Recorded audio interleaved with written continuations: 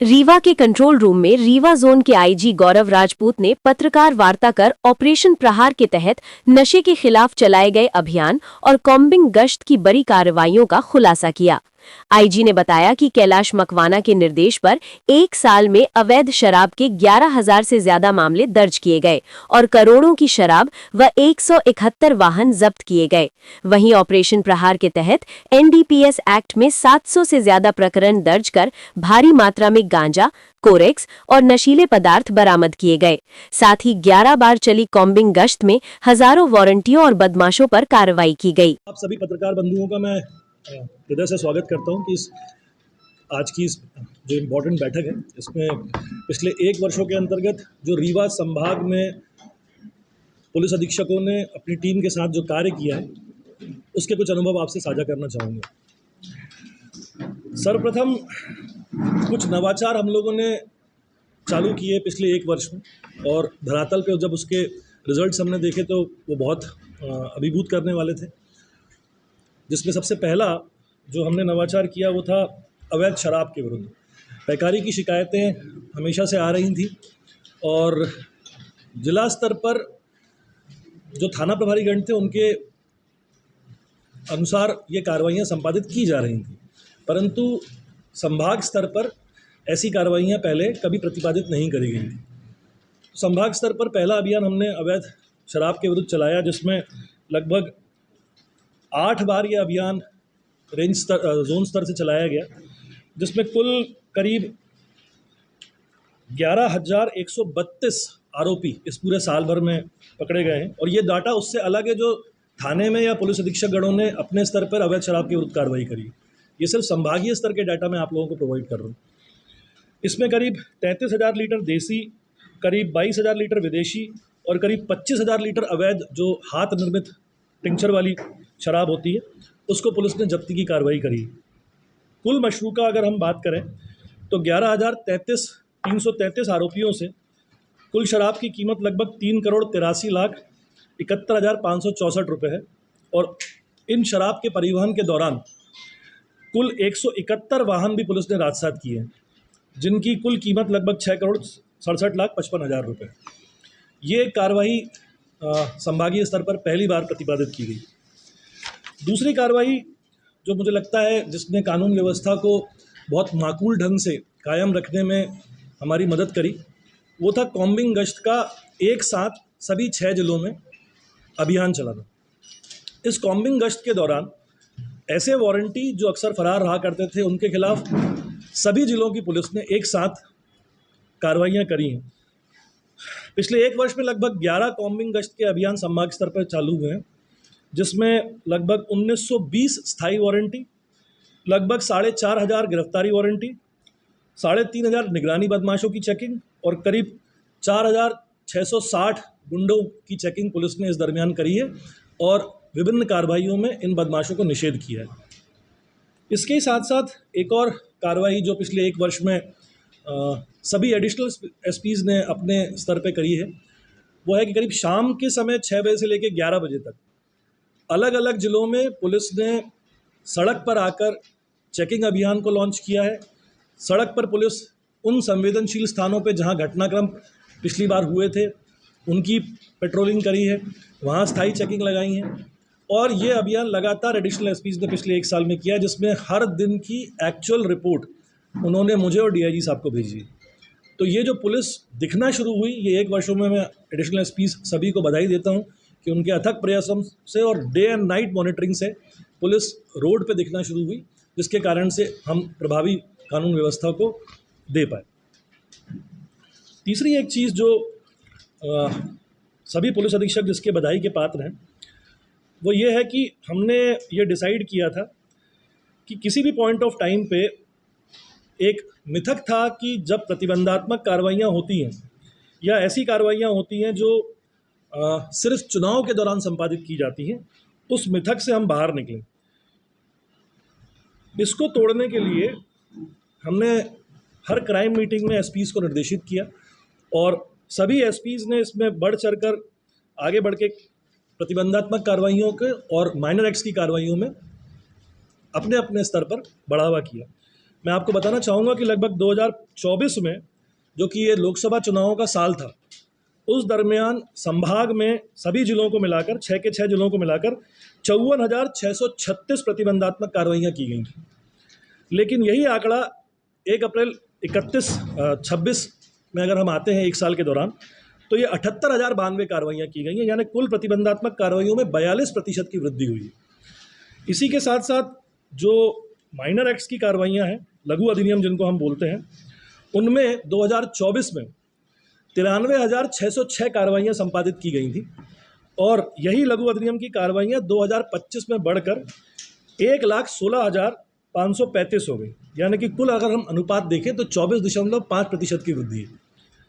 इन सभी सघन कार्रवाइयों के कारण से मुझे लगता है कि सभी जिलों में अपराधों में कमी आई है।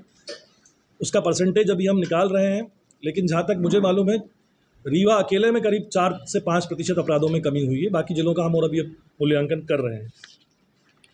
सबसे महत्वपूर्ण जो मुझे लगता है पिछले 1 साल में रीवा जोन में सभी पुलिस अधीक्षकों ने, उनके अंतर्गत एडिशनल एसपीज़ ने, एसडीओपीज़ ने, टीआईज़ ने और नीचे मेरे कांस्टेबल्स ने एक टीम की तरह अगर कोई काम किया है, जिसमें हम अपने आप को बोल सकते हैं कि हम काफ़ी हद पे अंकुश लगाने में सक्षम हो पाए हैं, वो है ऑपरेशन प्रहार के अंतर्गत की गई कार्रवाई। मैं आपको बताना चाहूँगा कि माननीय डीजी साहब के आदेश अनुसार प्रहार में प्रोएक्टिव और रिएक्टिव दोनों तरह की पुलिसिंग हमने की। जहाँ एक और प्रोएक्टिव होकर हमने जन अभियान चलाए, विभिन्न स्कूलों के स्तर पर, विश्वविद्यालय के स्तर पर, पंचायतों के स्तर पर अलग अलग जगह लोगों को नशे से दूरी है जरूरी अभियान से जागरूक कराया। वहीं रिएक्टिव पुलिस में ऐसे लोग जो लोग इन मादक पदार्थों की अवैध बिक्री में संलिप्त थे, उनके खिलाफ कठोर कार्रवाइयाँ सुनिश्चित करी एनडीपीएस एक्ट के अंतर्गत। इस पूरे 1 साल में एनडीपीएस एक्ट के कुल 705 प्रकरण संभाग स्तर पे हुए हैं, जिनमें करीब 1142 अपराधी 1142 आरोपीज जो हैं उनके कब्जे से गांजा, कोरेक्स, नशीली टैबलेट्स, अफीम, स्मैक, हेरोइन और ब्राउन शुगर की जब्ती की गई। ये कुल मशरूका लगभग 5,83,31,000 रुपये का है। और इसके साथ साथ इस पूरी एनडीपीएस की कार्रवाइयों में जो वाहन सीज हुए हैं, 136 दोपहिया वाहन और 222 4 पहिया वाहन की सीजर किया गया है, जिसका कुल मूल्य करीब 7,73,45,412 रुपये। ये जो ऑपरेशन प्रहार 1 और प्रहार 2 की कार्रवाई है, उसमें आज मैं आपसे बोल सकता हूँ कि हम काफ़ी हद पर कोरेक्स रूपी जो मादक पदार्थ का अवैध बिक्री रीवा संभाग में हो रही थी, उस पर अंकुश लगाने में बहुत हद तक सक्षम हो पाए और उसके लिए मैं पूरी पुलिस टीम को बधाई देता हूँ। देखिए, मैंने अभी संभागीय स्तर की समीक्षा करी है। जिले की बात तो अपन रोज करते रहते हैं, लेकिन अगर मैं आपको बताना चाहूँ तो ये पूरे आंकड़े का जो पिक्टोरियल रिप्रेजेंटेशन है वो मैंने पीछे दिया हुआ है। इसमें सभी जिलों ने क्या क्या कार्रवाइयाँ करी हैं वो इसके पीछे दिया हुआ है। रीवा क्योंकि संभागीय हेडक्वार्टर्स है, वहाँ हमारी अपेक्षाएं भी ज़्यादा रहती हैं और जो कोरेक्स रूपी एक सामाजिक बुराई थी वो रीवा में सबसे ज़्यादा प्रचलन पे थी। तो अवश्य संभावित ये था कि वहाँ की कार्रवाइयाँ बिल्कुल सटीक तरह से जाएं और सटीक तरह से उसका पूरा माहौल जो है वो संभागीय स्तर पे बन पाए। कार्रवाइयाँ तो लगातार हो रही है सर, लेकिन सर जो बड़े स्तर पर बैठने जहाँ सर आवक हो रही है सर, वहाँ पे नियंत्रण। मैं आपको ये बता रहा हूँ कि नहीं, आपके पास जानकारी पूरी तरह से पूर्ण नहीं है। एनडीपीएस की हमारी की हुई कार्रवाइयों के पश्चात ही यूपी पुलिस ने हमसे कॉन्टैक्ट किया। मऊगंज से उन्होंने पूरा डाटा लिया, वरिष्ठ अधिकारी स्तर पर, डीजीपी स्तर पर और वहाँ के होम के स्तर पर चर्चा की गई। ये बात परिलक्षित हुई कि एनडीपीएस के अंतर्गत हम लोग तो यहाँ कोरेक्स पे कार्रवाई कर रहे थे, लेकिन उत्तर प्रदेश पुलिस पे कार्रवाइयाँ एनडीपीएस के अंतर्गत नहीं हो रही थी। डाटा का पूरा आदान प्रदान हुआ। उस डाटा के आदान प्रदान के पश्चात वहाँ की पुलिस ने एनडीपीएस के अंतर्गत कार्रवाइयाँ शुरू करी। बड़े बड़े जो स्मगलर्स थे, तस्कर थे, उनको वहाँ गिरफ्तार किया गया है। ईडी की कार्रवाइयाँ भी वहाँ संपादित हुई हैं, कई करोड़ों की संपत्तियाँ जब्त हुई हैं।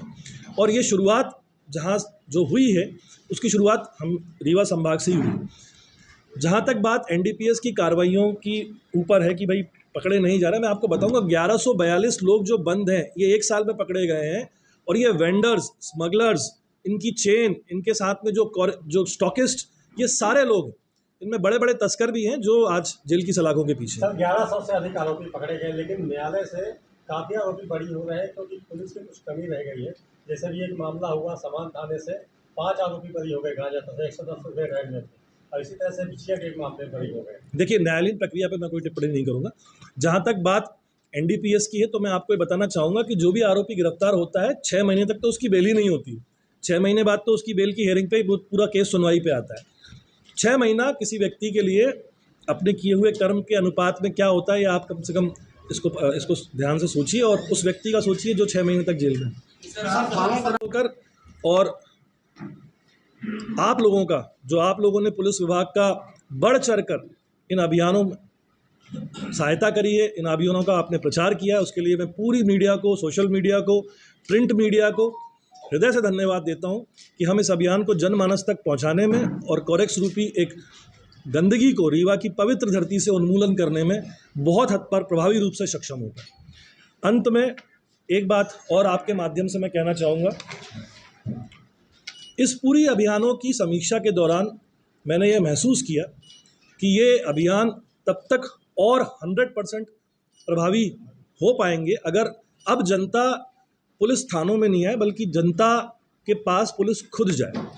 और उसके लिए हम इस अप्रैल माह के अंत में जो सबसे मंगलवार होता है उससे एक नया अभियान सभी जिलों में हम लॉन्च कर रहे हैं। सीधी में उसका हमने एक प्रोटोटाइप हमने करके देखा जिसकी हमें काफ़ी प्रशंसा वहाँ पुलिस अधीक्षक को मिली है, और उसी से हमने प्रेरणा लेते हुए पूरे संभाग के 77 थानों और 64 चौकियों में जन चौपाल पुलिस आपके द्वार, आपकी पुलिस आपके द्वार, जन चौपाल आपकी पुलिस आपके द्वार कार्यक्रम हम शुरू करने जा रहे हैं, जो इस अप्रैल के लास्ट मंगलवार से हम शुरू करेंगे। और हर महीने में एक बार वो जन चौपाल थाना प्रभारीगण और उनका पूरा स्टाफ और उसकी समीक्षा करेंगे, उनके ऊपर बैठे हुए अनुविभागीय अधिकारी पुलिस, और अगर शहर में है तो सीएसपी साहिबान। इन जन चौपाल कार्यक्रमों का जो मुख्य मुद्दा रहेगा वो ये रहेगा कि शाम को 4 से 6 पे थाना परिसर में नहीं बल्कि थाने की सीमाओं के अंतर्गत एक इम्पॉर्टेंट जगहों पे, चाहे पंचायत भवन हो, चाहे वो सभागार हो, या ऐसी जगह हो जहाँ पे जन सामान्य आ सकता है और अपनी बात रख सकता है, वो कार्रवाई हम शुरू करने जा रहे हैं, जिसमें 2 घंटे 4 से 6 बजे तक का टाइम शाम का समय इन जन चौपालों के लिए महीने में एक बार सुनिश्चित किया गया है, ताकि जनता की समस्या का वहीं के वहीं निराकरण करने में हम और प्रभावी हो पाए। आप यहाँ पे आए, आपने समय दिया, उसके लिए मैं आप सभी लोगों का हृदय से आभार हूँ। Thank you so much. नहीं, ऐसी बात नहीं है। हम लोग हर मंगलवार को जन सुनवाई भी करते हैं। हम लोग थानों में जो शिकायतें हैं अगर वो नहीं होती तो पुलिस अधीक्षक के माध्यम से सुलवाते हैं। सीएम हेल्पलाइन लगी हुई है। ऐसी बात आज की डेट में संभव नहीं है कि यदि व्यक्ति के साथ वास्तव में गलत हुआ हो तो पुलिस उसकी सहायता नहीं करती। पुलिस सक्षमता के साथ उससे खरीदी हुई है। 15 वर्ष की बेटी 1 महीने से गायब। देखिए, हम एक प्रकरण की बात ना करें। अभी जो पूरा संभागीय स्तर के जो 4 मुद्दे हैं वो मैंने आपके सामने लाए। सर, ऑपरेशन प्रहार आपका लड़का में 0 है, लड़का चिरौला के पास सर, और वहाँ गुड़ियाम दारू बिकती है 24 घंटे बिकती है। मैंने आपसे ये कहा कि प्रहार 0 है या नहीं है, ये आप उनसे पूछिए जो 1142 लोग पुलिस ने पकड़ के सलाखों के पीछे भेजे हैं, और आज रीवा में कॉरेक्स कहाँ बिक रही है ये आप देखिए। एनडीपीएस की कार्रवाई वो कार्रवाइयाँ हैं जो कॉरेक्स पे, गांजे पे, अफीम पे, चरस पे की गई हैं। आप बात कर रहे हैं अवैध शराब की बिक्री का, जिसका सबसे इम्पोर्टेंट जो अगर कोई कार्यालय है तो वो आबकारी विभाग है। हमने अपने स्तर पे जो कार्रवाइयाँ करी उसको मैंने आपको बताया है कि हमने कितनी शराब अवैध रूप से जो है वो जब्त करी।